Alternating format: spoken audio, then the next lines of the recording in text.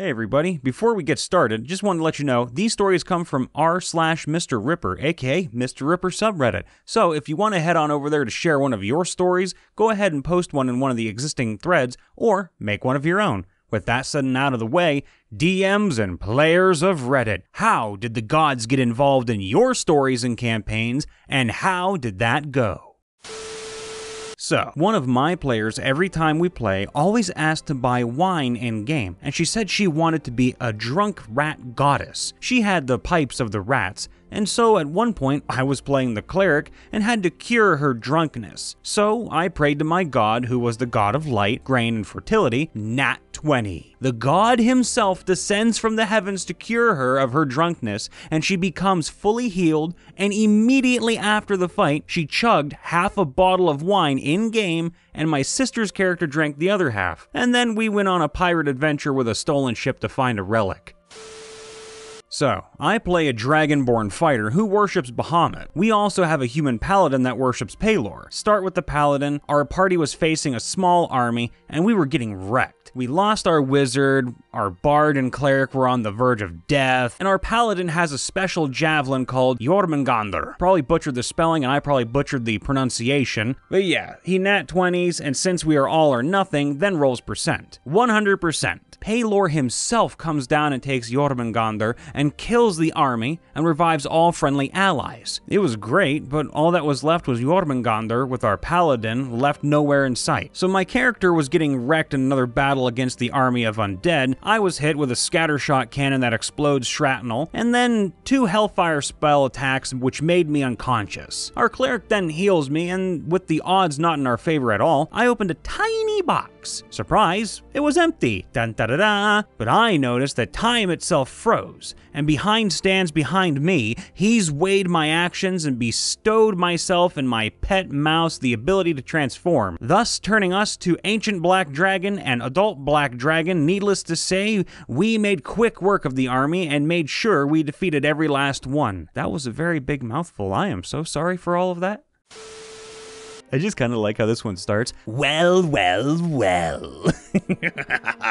I'm a player in a moderately homebrew sandbox-style campaign, and let's just say we are a very chaotic party. Sorry if this one is a bit long. At the time, we had just got done escorting a containment ship to the mainlands of this world from a small island. When we arrived and had gotten our fair pay, the party decided to do a little investigating into a nearby forest called the Lost Forest. The description of this landmark was as follows: a large forest spanning the middle of the Varsmere Empire, which no one has successfully mapped in its entirety, as most who enter never come back, and those who do speak of ancient machines and monsters that roam the woods locked in eternal war. Yes, very cliche. So that's exactly what we did. After shopping in the current city, we head out north to this forest. After arriving and entering this forest, all seems to go well. It was late, so of course we set up camp and hit the hay. Me, being me, of course, decided it would be a good idea to sleep in the middle of the pathway with no protection. Long encounter short, I woke screaming with a large snake consuming me. It went well. Now for the juicy stuff. After the snake incident, we noticed a very large glowing transparent golem running full speed into the forest, becoming more and more viable with every step.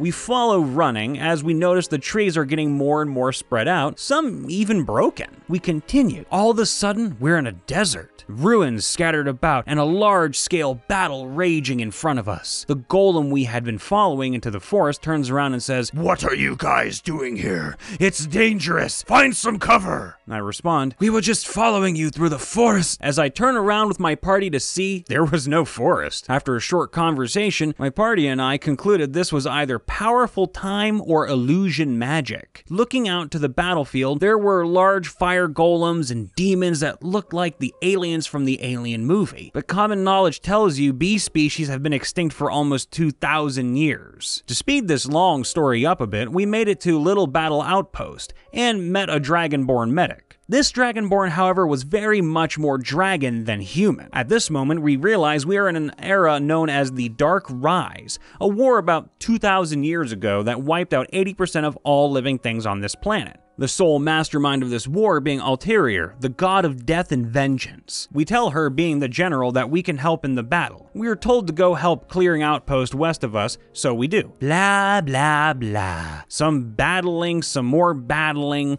We arrive at the outpost and enter the building. Dead silence.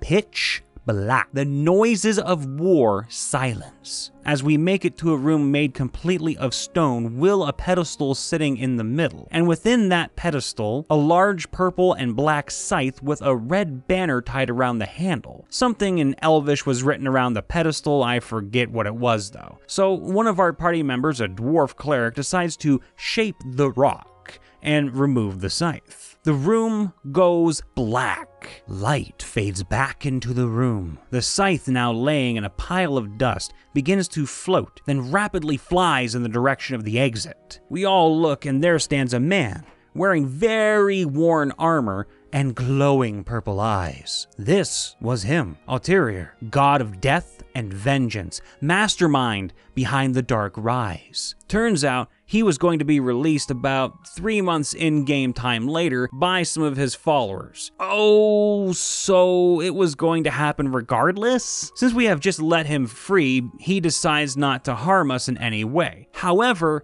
one of our more stubborn players tries to stop him from leaving along with an NPC we have following us, a literal ancient silver dragon, but with some magic in the form of a human. Blah, blah, blah, blah, blah. Bad guy turns, our 2 people against us, takes the NPC, and we're left with a now evil Hempfest, a halfling bard. Me, being the loudmouth half-orc, I say some choice words. Then Ulterior sends Hempfest to attack me. After an emotional fight, I kill Hempfest in my arms.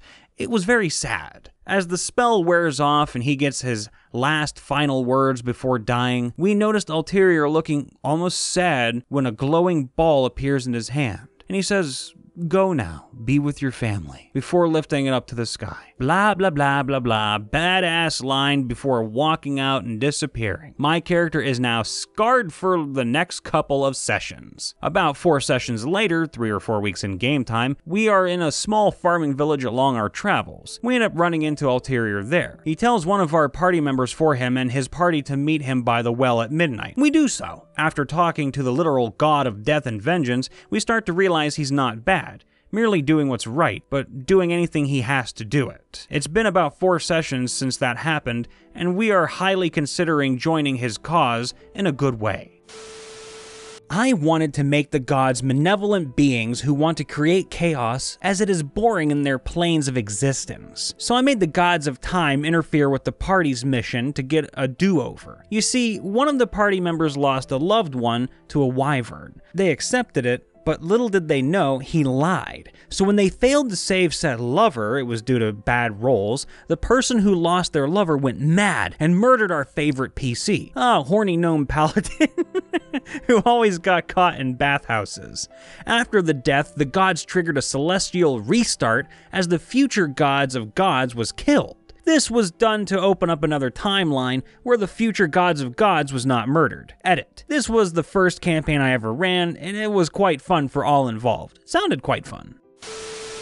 Whew, welcome to August, ladies and gentlemen. If you liked the video, then please leave a like, as it always helps. Consider using your bonus action to subscribe as well, and if you want, ring-a-ling-ding-ding that bell to keep on top of the game and get notified whenever we go live or post a vid. If you want to follow MrRipper or myself on other platforms, check the links in the description so you can follow us on Twitter or join our respective Discords. I stream every weekend and I put out content twice a week, so hey, come find me too if you want. I tell you everything you want to know about voice acting. And if you want to post any stories or join in a story thread that already exists, please go over and check out r/MrRipper and leave us some love, because we're always reading the comments and the stories you post. So in that vein, you could post a story in the comments below on this video too if you really wanted. All that out of the way, I truly hope August treats everyone well. I know it's heating up out there in more than one way, and it's very, very, very important we stay together. In fact, it's vital that we stay together as much as we possibly can, online and via calls and emails, of course. Just hang in there a little while longer, folks, because the world is healing. Little by little, we just need to weather the storm, and we'll do it together until it's over. Trust me though, none of you are alone in this battle. It's certainly taxing to be in quarantine, even for people like me, and I say that because I never really go anywhere and have no interest in socializing, and it's already bugging me to crap and back too. But to that end, I love you guys and gals, and I want y'all to know things will always improve. There is a lot of darkness out there, and it will look like it's going to get darker, and it will get darker before it becomes light. But it will take time.